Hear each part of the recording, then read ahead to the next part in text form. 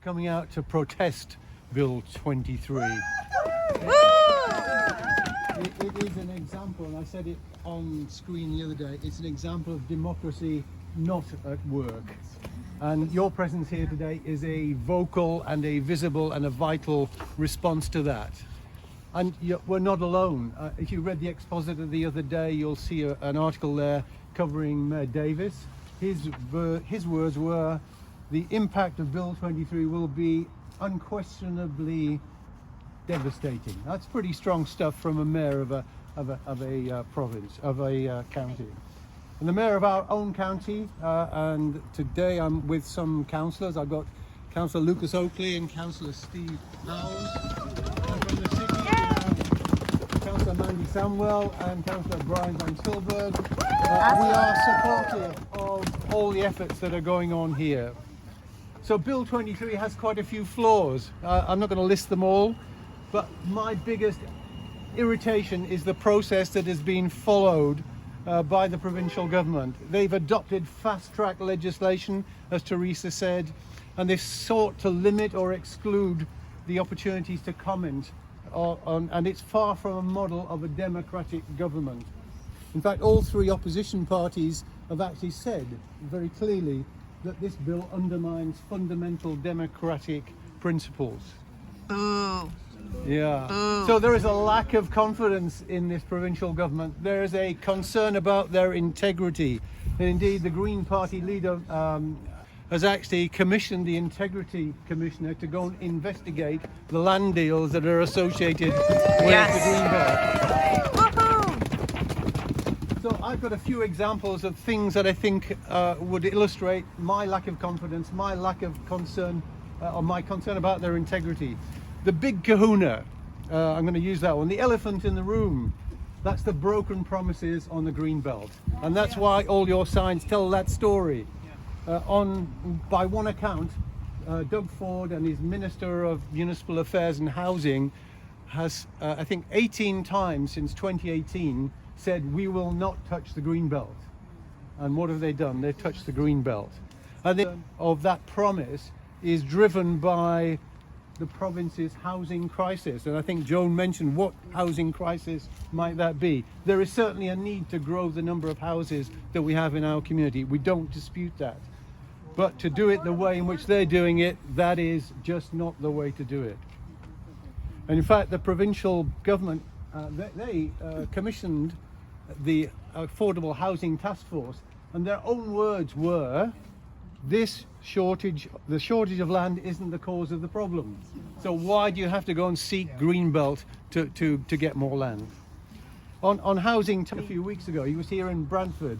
And if you get a chance, go to Colburn Street West and you'll see an example of a new affordable housing project. It's a super project made up on a modular design. I asked him then, I said, are you going to change the targets for the city and the county? And he said, no. And what has he done? He's actually asked the city to build 10,000 more homes by 2031. That is an enormous challenge, and it's going to have an enormous impact on the city.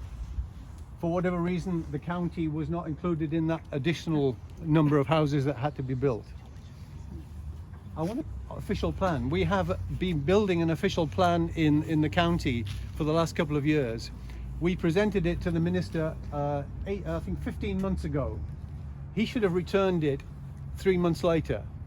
We're waiting for it. Now, why should we be waiting? What's he going to do with that? One of the things I think he might look at is we have a policy called an excess lands policy, where we have land that we don't need in order to meet our targets. Then we are declaring that excess. There's one piece coming up soon. It's in the county. It's in our Planning and Development Committee meeting this week, if you get a chance to look at it. And it's land that will maybe develop another 900 homes that we simply don't need to meet the targets that we've been set by the government. Called negative consequences of Bill 23. Bill 23 is going to shift the cost burden onto us, and by us I mean us here and everybody else that pays property tax. It's going to undermine the planning and community livability, and it's going to exacerbate the risks to the environment. But I'm not going to say more about that because Teresa has said quite enough about that, I think. So shifting the cost burden. Bill 23 is going to undermine the financial capability of our municipalities to support growth and diminishing essential environmental protections. So does that mean that we will have to pay for the water, the sewer, all of those things I'm for the developers? going to give you some numbers. So Okay. there's going to be a transfer of costs that today are being picked up by developers and given then to the county for us to, and the city, to actually put in these infrastructures. That will, as it is currently written, goes ahead. So the city estimates $15 million a year will be lost in revenues. That has to come from you as the taxpayer. The county is estimating $3 million per year. And if you want to translate that into property tax, it's another 5% on your property tax. It's another $150 a year for the next however many years you can think of. It's a huge amount of effort. The cost of those houses is not going to be reduced. And well, I think that there's no clear evidence that builders will pocket that profit. Yep. Yeah. there's no clear evidence that the growth in housing availability will actually bring down the cost of housing.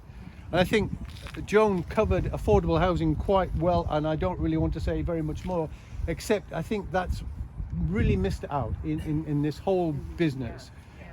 It's a big issue for the county and the city. I think Joan mentioned 1,500 homes are required to meet the requirements that we have at the moment. This county, our county, this city is going to grow by 60% in the next 30 years. Just think about the extra demand that will then go on the need for affordable housing. It is going to be a huge task, and it's falling now to the municipalities, it's falling to the not-for-profit sector. And the one thing that this bill could really do for the good of people is to really focus on affordable housing and put something into that rather than into the pockets of developers. Yes. So I'm going to conclude at that. I do want to say, if we remain silent, you know what the guarantee outcome will be. So we need to have our voices heard. We need to make sure that Minister Clark, Premier Ford hears what we're saying, and we need to keep on saying, as Teresa said, there's still opportunities to say what you want to say.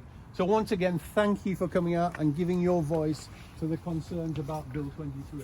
Thank you. Thanks, John. That's awesome.